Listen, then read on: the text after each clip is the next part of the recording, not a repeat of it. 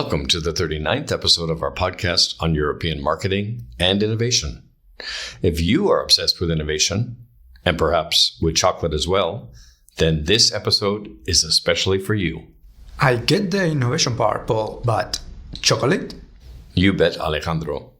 We're about to talk with a leading innovator from the food and confectionery industry here in Europe.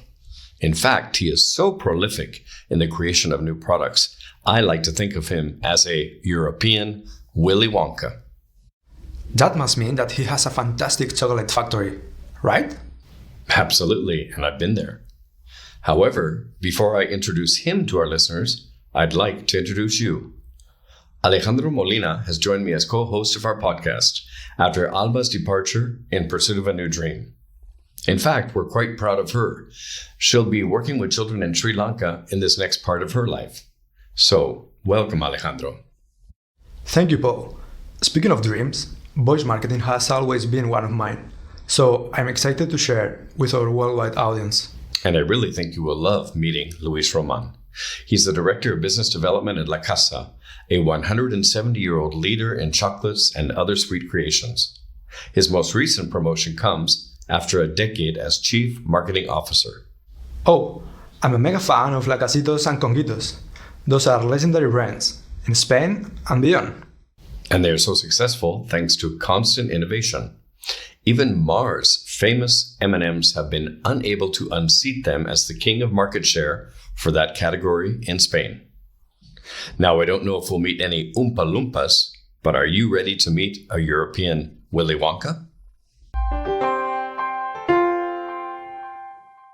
The following content is brought to you by Derby Hotels Collection, European luxury hotels. Enjoy a special 10% discount in London, Barcelona, and Madrid with the code BVAlexa at derbyhotels.com. Luis, let's begin with innovation. As Director of Business Development, how does your team cultivate that very special ingredient? Where do new ideas, new taste sensations, even new product lines come from? What is the process? That is, if you don't mind sharing a few secrets. When it comes to chocolate, everything is easier. Joking apart, it's much about a question of methodology rather than inspiration. Innovation is for sure a strong driver for developing a business. Obviously, the intended innovation must be supported for consumers to make sure this newness is relevant and able to add a real value versus existing products. On the one hand, I have focused on increasing our leadership in those segments, Lacasa has been historically ahead, like for example, dragées or pralines. This is something you obviously can't lose. The result is our leadership has increased over the last few years regarding these core categories or segments. Our brand portfolio is composed of really big brands, very well known, with proven leadership. Thus, it is mandatory for us to capitalize brands' value, expanding the ROI into new markets or segments, taking into account consumers are demanding innovation and also that competitors are also innovating. The vital issue is to offer something really relevant that people are able to buy not only once, but many times. So, Luis, Paul's already told me about the test kitchen you use. How else do you decide which products will be winners? To develop such innovations, we do a lot of things. We scan market trends, ask and listen constantly to consumers and clients, develop brainstorming meetings, evaluate the potential of new proposals, and select those most likely to succeed, as long as they are able to be produced in a technical way. You know, marketing people, sometimes we ask for the moon. An open mind is clearly the right angle to tackle new ways to deliver value to consumers. Actually, that's how we have achieved success in natural extensions or disruptive ones.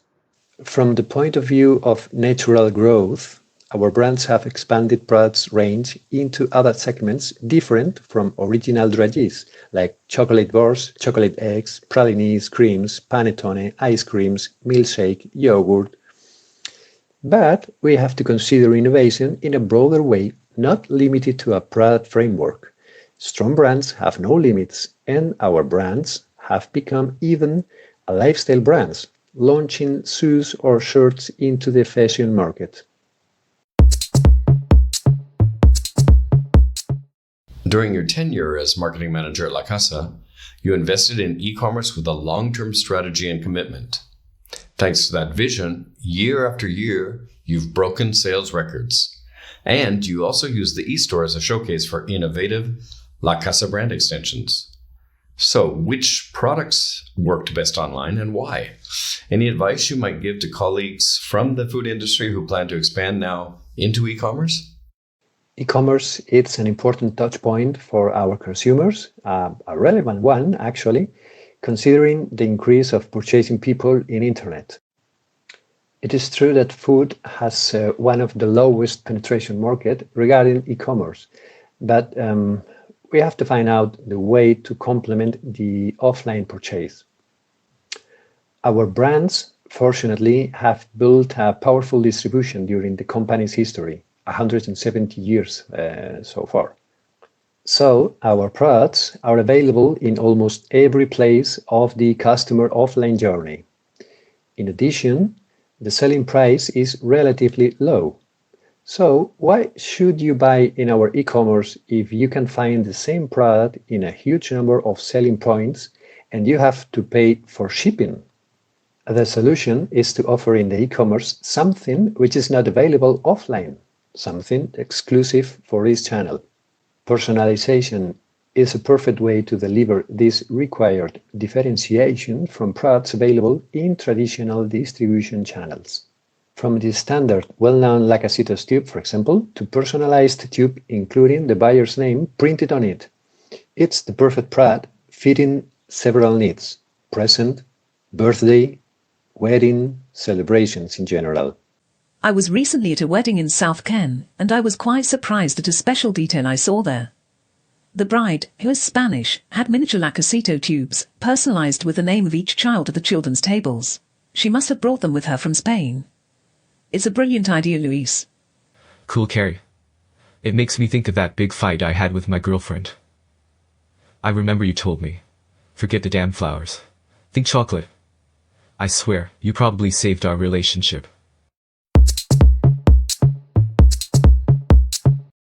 In this final segment, let's talk about Europe. In a previous episode of this podcast, we had a lively conversation around the topic of, quote-unquote, saving European innovation.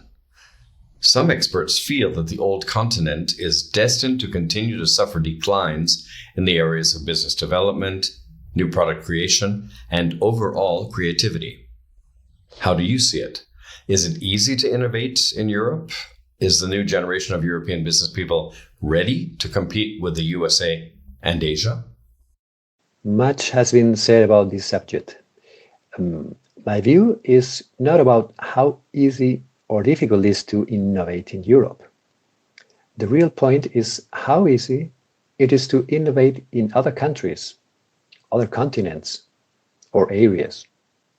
If it's easier to innovate in other countries, then Europe's position turns out less competitive. If, for example, USA, China, Japan, India are supporting innovation in a better way than Europe, then it doesn't matter how easy or difficult it is to innovate over here. So policies should be put in place in Europe to make innovation easier than in other regions. Innovation level may protect the future of a continent like Europe, a value truly differentiating factor. Therefore, it's worth enough to develop solid support in terms of investment, education, regulation, and creativity for sure, oriented to achieve a leadership status for Europe in terms of innovation. This has been such a great chat, Luis. Thank you so much for your time and for sharing so generously. Your results speak for themselves.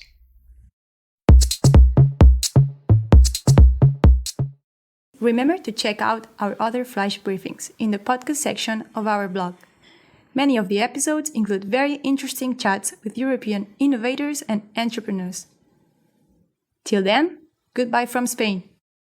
This flash briefing is brought to you by Barcelona Virtual, a European internet pioneer. To visit us, type the letter B together with virtual.com. That's bvirtual.com.